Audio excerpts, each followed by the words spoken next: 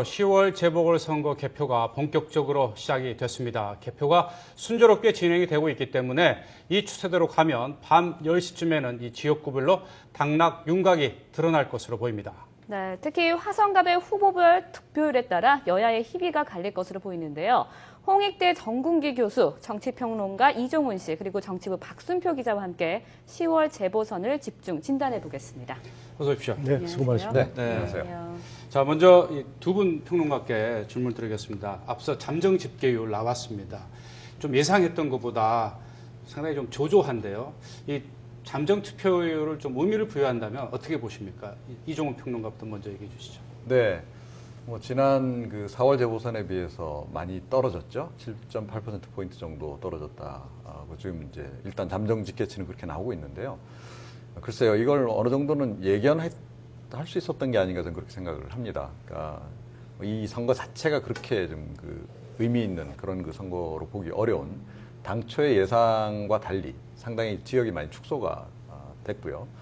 또 인물과 관련해서도 관심을 끌만한 인물이 사실은 적었습니다. 네. 지난 4월 재보선 같은 경우에는 안철수 의원이 또 나오기도 했고 김무성 의원 같은 경우에도 출마를 했죠.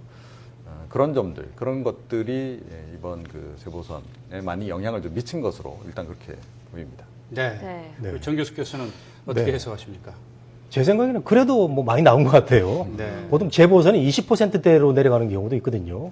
이런 점에서 대표성이 있느냐 항상 논란의 대상이 되어 왔는데 33.5%라고 나와 있는데요. 아무래도 서청원 전 대표가 등장을 해가지고 그나마 좀 투표율이 좀 올라간 게 아닌가 생각이 되고 손학규 전 대표가 뛰어들었다면 더 올라갔을 텐데 네. 예상보다는 그렇게 무난하다. 저는 이렇게 보고 싶습니다. 네. 네. 본격적으로 이제 선거 얘기를 좀 해볼까요? 경기 화성갑은 사실 선거의 당락보다는 득표율에 관심이 더 높은 지역이었습니다. 아무래도 서청원 후보와 오일영 후보 간의 득표율이 얼마큼 차이 나느냐에 따라서 정치적인 의미가 있다 이렇게 얘기를 하고 있는데 어떻게 보십니까? 글쎄요, 화성갑 지역인 말씀드렸습니다만 전통적인 여권 강세 지역으로 보기는 힘들고요. 네. 굳이 분류하자면 신여권 강세 지역이다 이렇게 봐야 될 것 같습니다. 왜냐하면 16대, 17대 총선에서는 새천년 민주당의 강성구 후보, 안병희 후보가 당선됐기 때문에 전통적인 여권 강세 지역은 아니고요. 그럼에도 2007년 4월 재보선을 통해서 고희선 후보가 당선됐기 때문에 그 이후로 지금까지 큰 선거에서 모두 여권 후보가 당선이 됐기 때문에 신여권 지역이다 이렇게 봐야 될 것 같습니다. 가장 큰 선거일 때 지난 대선을 봤더니 새누리당의 박근혜 후보가 55.8% 그리고 문재인 후보가 43.8%를 기록했습니다. 12%포인트 격차가 났고요. 또 지난 19대 총선 당시 고희선 후보와 오일영 후보가 약 5%포인트 차이가 났습니다만은 당시에 여권 성향의 무소속 후보가 나왔기 때문에 그걸 감안한다면 어느 정도 여권 강세적인 건 분명해 보입니다. 참고로 말씀드리면 호남 인구 비중이 7.8%니까 다른 수도권 지역에 비해서 낮은 편이고요. 네. 또 여권 성향에 관한 충청권표가 28%니까 좀 높은 편이라고 볼 수 있습니다. 이런 것들이 종합적으로 아마 작용한 것으로 보입니다. 네.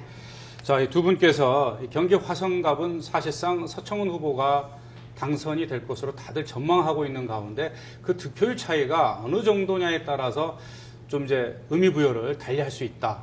여권이나 야권이나 지금 그렇게 하고 있는데 두 분 어떻게 보시죠? 정 교수부터 네. 먼저 얘기를 해주시죠. 저는 서청원 전 대표가 유리하다는 가정 하에 12%를 보고 있더라고요.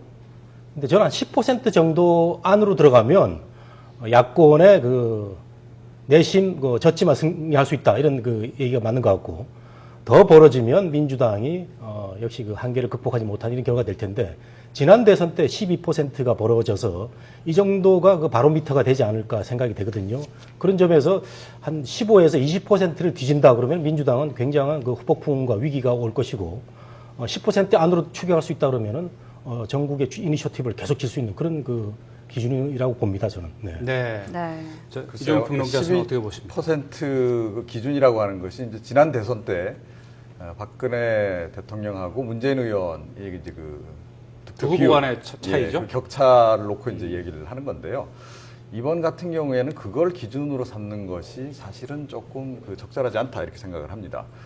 아시다시피 그 민주당 쪽에서는 이 지역에 손학규 그 상임 고문을 투입을 하려고 하다가 실패했거든요. 네. 냉정하게 얘기하자면 이 공천 자체가 실패한 상태이기 때문에 이 패배라고 하는 것은 이제 명백한 그런 그 상황이었다고 이제 봐야 되는 것이고요.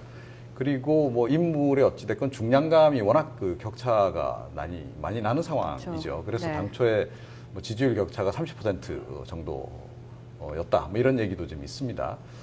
그래서 새누리당 입장에서는 어차피 이기는 곳이긴 한데 과연 그 승리가 어떤 승리를 할 거냐 하는 점에서 이제 의미가 있다고 봐야 될 것 같고. 신승이냐 낙승이냐 네. 뭐 이렇게. 민주당 입장에서는 어차피 패배인데 그 어떤 내용의 패배냐 이제 네. 이런 그 차이가 있다고 봐야 되겠죠. 근데 민주당이 그 선전을 기대한다는 것 자체가 사실은 굉장히 그 좀 힘든 그런 구조적인 환경에 있다라는 걸 전제로 우리가 볼 때 12% 선을 가지고 이야기하는 것은 좀 어렵다. 예를 들어 손학규 후보가 손학규 상임 고문이 나왔다고 했을 경우에 그게 기준점이 될 수는 있겠죠. 제가 보기에는 20% 이상 압승하지 않는 한은 사실은 새누리당이 그렇게 이 지역에서 선전했다라고 보기 좀 어려운 상황이 아닌가 저는 그렇게 보고 있습니다. 예, 제가 뭐 네. 12%라고 말씀을 드렸는데 우리 이종훈 평론가 얘기가 그 심층적으로 그 분석이 잘 되는 것 같아서 동의합니다. 네, 알겠습니다. 사실 대선 개입 의혹이라든지 수사 외압 의혹이라든지 야당 측에서는 선거 전에서 여권을 공격할 수 있는 많은 호재가 있었지 않습니까? 네. 또 또 공약 축소 이런 것도 있었고요. 네, 대선 공약 그렇죠. 축소. 그런데 이 선거전이 너무 조용하게 치러졌어요. 그렇습니다. 그 야당에서는 어떻게 보면 이번 선거전에서 조금 독설도 날리고 여권을 공격해서 결국은 이 선거라는 게 정당의 입장에서는 굉장히 중요한 어떻게 싸움의 무대인데 그런 모습이 전혀 없었던 점은 어떻게 보십니까? 예, 그 없지는 않았죠. 사실은 그 나름 당력을 집중을 해서 그 손학규 상임 고문도 그 지역에 갔고 문재인 의원도 그 지역에 가지 않았습니까? 또 당 지도부가 다 동원이 돼서 총력전을 치르다시피 했죠. 그러면서 정권 심판론을 이제 얘기를 했는데 정권 심판론을 불러일으키기에는 그 후보의 상징성이 너무 약했다 이렇게 봐야 될 것 같습니다. 그 오일영 후보한테는 대단히 죄송한 네. 얘기긴 한데 그러나 이건 뭐 어찌됐건 그 국민들이 인지하는 그런 부분이 없잖아 있기 때문에 그래서 그 바람을 일으키기가 상당히 좀 힘든 어차피 그런 선거였다 이렇게 좀 봐야 될 것 같고요. 그리고 이번 선거에서 사실은 정권 심판론을 그 본격적으로 제기한 것 자체가 사실은 이 구도상 좀 별로 안 맞는 상황이었다 저는 그렇게 봅니다. 네. 그 지역 자체에 조금 전에 말씀드렸다시피 그좀 중량감 있는 인물을 공천하는데 실패한 상태에서 너무 판을 크게 구도를 가져가다 보니까 오히려 그것이 별로 그렇게 그 체감을 시키지 못하는 유권자들 입장에서 볼 때는 뭐 이 별로 체감이 안 되는 거죠. 이런 상황들이라고 하는 네. 것들이. 네. 그런 그 국면으로 갔고 또 오히려 정권 심판론을 적극 제기함으로 해가지고 그나마 관심을 좀 가졌던 사람들을 좀 정치적인 무관심층으로 유도하는 그런 그 역효과도 네. 없지 않아 있었다 저는 그렇게 생각을 합니다. 네, 그러면은 이번에는 또 포항 남울릉으로 좀 가볼까요? 간략하게 황남 울릉을 짚고 네. 이 전국 전망으로 가도록 하죠. 네, 아무래도 박명재 후보의 네. 낙승이 예상되고 있는데 어떻게 보시나요? 박명재 후보는 사실 비판적으로 얘기하면요. 네. 철새 정치인이거든요. 그렇죠. 열린우리당 노무현 당적으로 출신이고. 경북지사에 출마도 했었고 또 장관도 한 사람인데 워낙 인물이 좋다 보니까 새누리가 또 가로채가지고 후보를 낸 거거든요. 그러다 보니까 민주당은 뭐 화성처럼 거성이 있다 보니까 뭐 정치 신인이 지역 후보가 고전을 밖에 할 수 없는 그런 상황이고 거기다가 이 TK 전형적인 영남의 대표적인 선거구이기 때문에 민주당이 힘을 쓸 수 없는 이런 지역이란 말이죠. 이런 점에서 그 철새 정치인이라는 약점이 있는데도 불구하고 낙승이 예상되는 이런 상황이고요. 그리고 우리 그 참 정치 구도가 저는 경북하고 이 호남에서의 이 유권자들의 의식 변화가 절실히 요구된다. 언제까지 지역 그 정서를 볼모로 해서 나오면 뭐 다 되고 그죠? 네. 경북하고 호남 그렇지 않습니까? 이런 점에서 또 하나의 또 조그마한 사례가 되는데 앞으로 좀 개선이 됐으면 좋겠다 하는 그런 바람입니다. 네. 네. 그 시간이 포항- 없어서요. 네네. 우리 박승표 기자 이제 조금 더 본론으로 들어가서 네네. 서청원 후보가 일단 지금 승리가 예상되고 있기 때문에 네네. 서청원 후보가 이제 7선이 되면 네. 일단 무엇부터 할 것으로 보십니까? 굉장히 어려운 질문을 저한테 하시는데 7선이죠. 그러니까 네. 18대 국회의원 당시 친박연대의 비례대표로 나와서 당선이 된 게 무효가 됐기 때문에 6선입니다만 통상 7선이라고 보는 게 옳겠죠. 네. 지금 현재 새누리당 내 7선이 정몽준 의원이고요. 6선이 이인재 의원이고 5선이 이재호, 남경필, 김무성 의원 등등이 있습니다. 제가 경험칙상으로 보기에는 이렇게 선수가 많은 이 중진들은 이렇게 둘 수 있는 수가 그렇게 많지 않습니다. 첫 번째는 대권이고요. 두 번째는 당권이고 세 번째는 국회의장입니다. 서청원 후보 같은 경우는 대권이 힘들다고 봤을 때 당권 아니면 국회의장이 되겠죠. 많은 경쟁자들 사이에 치밀한 경쟁구도 형성될 것은 뭐 당연해 보입니다. 그런 측면에서 여러 가지 이야기들이 나올 것이고요. 네. 또 하나 관심 있게 봐야 될 것은 그 황우여 대표가 이제 곧 임기가 가까우고 있는데 지방선거 전후로 황우여 대표가 아마 그 비대위 체제 혹은 그 어떤 형식을 통해서 아마 자리에서 물러날 가능성이 크다는 것이 당내 일반적인 관측 같습니다. 그렇다면 그 자리를 누가 메꿀 것인가 하는 부분에서 서청원 역할론이 분명히 나올 것 같습니다. 네. 좀 지켜봐야 될 것 같습니다. 자, 두 분께 또 여쭤보는 게요. 서청원 후보가 이제 당선이 돼서 들어오면 분명히 이제 여권 내에서 역학 구도가 변화될 것이고 당청 관계 또 여야 관계도 어떤 변화가 있을 것으로 예상이 되는데 좀 전망을 해주시죠. 당청 관계가 기본적으로 바뀔 것으로 보기엔 좀 어렵습니다. 그러니까 서청원 전 대표의 경우에 뭐 아시다시피 아주 친박에서도 핵심에 해당하는 인물이고 제가 보기엔 당 대표를 맡기기 위해서 사실은 이번에 소환을 한 그런 의미가 좀 강하다고 봅니다. 그렇기 때문에 당 대표를 할 것은 뭐 거의 확실시 되고요. 서청원 전 대표가 당 대표를 다시 맡는다라고 전제했을 때 네. 지금 박근혜 대통령이 지금 사실상 새누리당을 친정 체제로 이끌고 있는데 그 친정 체제의 구도가 과연 바뀌겠느냐 하는 거죠.